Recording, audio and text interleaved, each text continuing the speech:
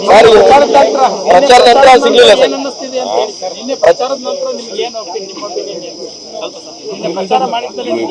ಹೊಸದಾಗಿ ಏನಾದ್ರು ಕೇಳಾಗಿದ್ರೆ ಕೇಳಿ.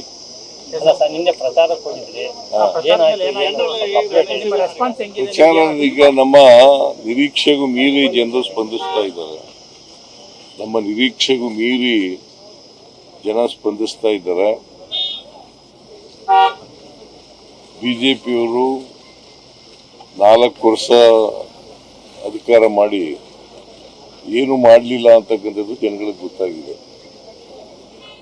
ಅವರು ಏನು ಅಭಿವೃದ್ಧಿ ಕೆಲಸಗಳನ್ನು ಮಾಡದೆ ಬರೀ ಲೂಟಿ ಹೊಡೆದರು ರಾಜ್ಯನ ಅಂತಕ್ಕಂಥದ್ದು ಮತದಾರರ ಮನಸ್ಸಿಗೆ ಬಂದಿದೆ. ನಾವು ಮಾಡಿರ್ತಕ್ಕಂಥ 5 ಗ್ಯಾರಂಟಿ ಯೋಜನೆಗಳು ಅವು ಜಾರಿಯಾಗಿದ್ದಾವೆ.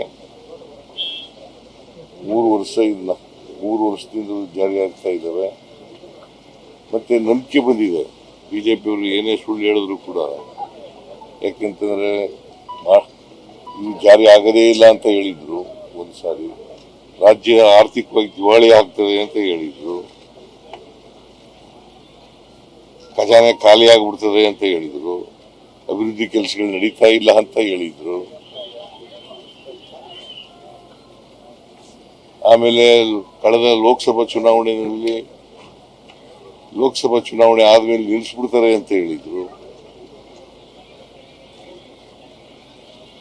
ಈಗ ಮುಂದುವರಿಸ್ತಾ ಇದ್ದೇವೆ. ಪ್ರತಿ ವರ್ಷನೂ ಕೂಡ ಸುಮಾರು 52,000 ಕೋಟಿ ರೂಪಾಯಿಗಳನ್ನ ಖರ್ಚು ಮಾಡ್ತಾ ಇದ್ದೀವಿ. ಪ್ರತಿ ವರ್ಷನೂ ಕೂಡ 52,000 ಕೋಟಿ. ಮಾರ್ಚ್ 24ರವರೆಗೆ 1,31,000 ಕೋಟಿ ಖರ್ಚು ಮಾಡಿದ್ದೀವಿ. ಮಾರ್ಚ್ 31ರೊಳಗೆ 1,31,000 ಕೋಟಿ ಖರ್ಚು ಮಾಡಿದ್ದೀವಿ. ಅದರಿಂದ ಇವನ್ನೆಲ್ಲ ಪ್ರಶ್ನೆನೇ ಇಲ್ಲ. ಇವನ್ನು ಮುಂದುವರಿಸ್ತಕ್ಕಂಥ ಕೆಲಸ ಮಾಡ್ತೀವಿ.